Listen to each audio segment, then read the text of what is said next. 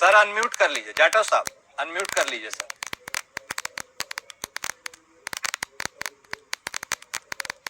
जिस तरीके से हम पंजाब को पिछले कई वर्षों से देख रहे हैं, वहाँ पर हमारा गठबंधन था श्रोमणी अकाली दल के साथ, और उस कारण से हमारी कुछ सीमाएं थी वहाँ पे काम करने।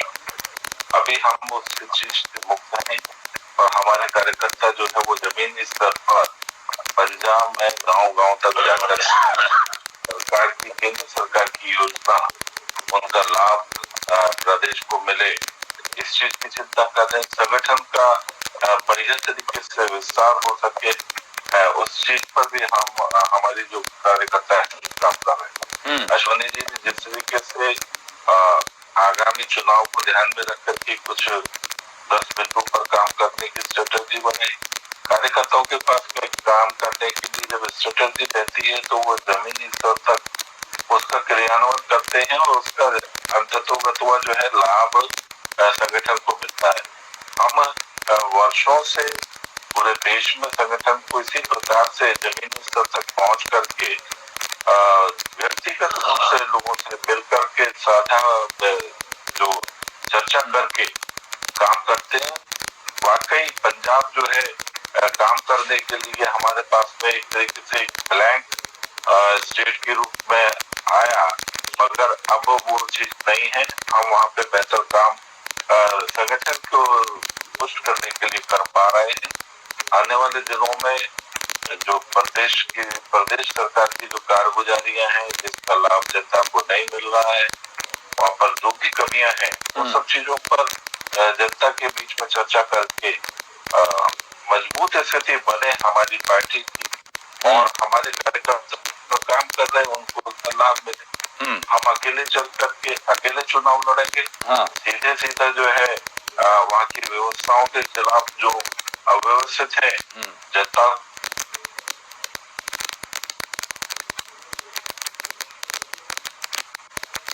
चलिए, आवाज आने में थोड़ी दिक्कत हो रही है, रुक गई है, लेकिन जाटव साहब ने अपनी बातों को रख दिया है। अब रुक करते हैं निगम साहब आपका।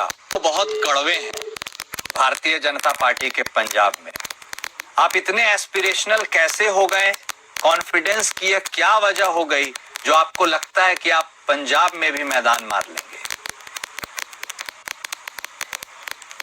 हमारा काम पूरे देश में, हम जिस तरीके से डेवलपमेंट का काम कर रहे हैं, एक मोदी जी के नेतृत्व में पूरे देश में जिस तरीके से काम चल रहा है, केवल देश में ही नहीं बल्कि विदेश जो नीति है हमारी और पड़ोसी मुल्कों के साथ में अभी जैसे ऑपरेशन सिंदूर को हमने अंजाम दिया, ये सब चीजें जो है वो हमें बल देती है। लेकिन जाटव साहब आप आरोप लगा रहे हैं, एक मिनट सर माफ कीजिएगा, आपको टोक रहा हूँ। आप आरोप लगा रहे हैं बाढ़ को लेकर, सरकार को घेर रहे हैं। बिहार में भी आप ही की गठबंधन की सरकार है, क्या वहां बाढ़ नहीं आई? और तो और उत्तर प्रदेश में देखिए, बाढ़ तो प्रयागराज लखनऊ कहाँ नहीं पहुंचा गंगा का पानी। तो वहां पर आप खुद नहीं घिरते? पंजाब में आप सरकार को घेर रहे हैं बाढ़ को लेकर। बाढ़ तो अब त्रासदी बन गई है हिंदुस्तान के लिए। देखिए, जिस तरीके से ये जो विपदा आती है, देखिए जो विपदा है देश में कहीं भी और कभी भी आती है, मगर उनसे किस प्रकार से निपट रहे हैं, आगे सरकारें किस प्रकार से निपट रही है, जनता को किस प्रकार सहूलियत दी जा रही है, उस सब चीजों को ध्यान में रखने की आवश्यकता है। आम आदमी पार्टी वर्तमान में जिस तरीके से वहाँ पर शासन कर रही है, इसकी रीति नीति तो किसी भी जनता को कुछ सुविधा देने के लिए लोग बचाने की। लेकिन जाटव साहब आप कहते हैं, आपके बीजेपी के अध्यक्ष कहते हैं हमने 12,000 करोड़ रुपए दिए, वहां के वित्त मंत्री कहते हैं नहीं दिए, वहां के सचिव कहते हैं केवल एक बैंक एंट्री है।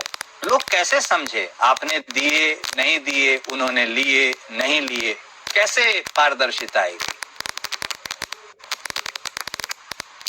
मैं वही तो कह रहा हूँ ना कि वो करने की आदत आम आदमी पार्टी की है, और जिस तरीके से लेकर के मुकरना, खा करके मुकरना। दिल्ली की हालत आपने देखी ना क्या कर दी, और वही हालत ये जो है ना, केजरीवाल जी वहीं बैठे हुए हैं और पूरी तरीके से लेना भी है ठीक, मगर जनता को देना नहीं। क्योंकि ये पूरी तरीके से चुनाव लड़ने के लिए जनता के पैसे भी यहाँ से जा रहे हैं उसी का दुरुपयोग कर रहे हैं और ये साबित भी हुआ है, पहले भी साबित हुआ। तभी तो दिल्ली की जनता ने उखाड़ करके फेंका। निगम साहब जो नदी ठीक के है, साफ नहीं कर पाए, आज वहाँ पर कितनी बड़ी व्यवस्था बनी हुई है। ओके ओके निगम साहब, निगम ये असमंजस की स्थिति है, 12,000 करोड़ दिए आपको नहीं मिले, लिए दिए, वो कह रहे हैं यही आपकी मंशा, आप कहना नहीं चाहते हैं। कैसे लोगों को यकीन हो, समझ आए कि भाई दिए तब मिले या दे दिए फिर भी नहीं मिले, क्या कहानी है आप बताइए। अरे एंकर महोदय, मैं आपको बताऊं, हाँ अगर ये किसी इस प्रकार की कोई फाइनेंशियल प्रॉब्लम आती है तो चाहते हैं शिवराज सिंह चौहान किसान जो कृषि मंत्री जी है या कोई भी दूसरा जो मंत्री आप समझे बैठ जाए। अभी पंजाब के मुख्यमंत्री साहब आए भी थे कुछ दिन पहले, दिल्ली आए थे, तो बैठ करके इन सब चीजों में जनता को उलझाने का प्रयास ना करें। इनका काम है सिर्फ ये उलझाते हैं। मैंने एक अभी उदाहरण के रूप में आपको दिया, ये वोट चोरी ही नहीं करते, वो तो सीट चोरी भी करते हैं। राज्यसभा की सीट कैसे चोरी की थी वो भी करते, ताजा प्रमाण के साथ हमने आपको बता दिया, उसी बात को रिपीट करने कोई मतलब नहीं। बार बार जाडो साहब ने दिल्ली का काम बता, सब दिल्ली में, अरे दिल्ली में वही जो हर वर्ष होता आया था, आपने क्या नया किया? अभी आपने सुना होगा ग्रेप 1 लागू हो गया, अभी हफ्ते 10 दिन बाद जब आप ग्रेप 2 लागू कर दोगे। आपने क्या अलग किया आम आदमी पार्टी से 6 महीने? अब आप हमें खाली ये बता दो। और आपने उल्टा परेशान कर दिया। दिल्ली में जो महिलाएं बसों में सफर करती थी उनके लिए आप मुसीबत बन गए। कोई क्या आपने अलग कर दिया 6 महीने से? ऊपर हमें ये बता दीजिए। कुछ नहीं किया।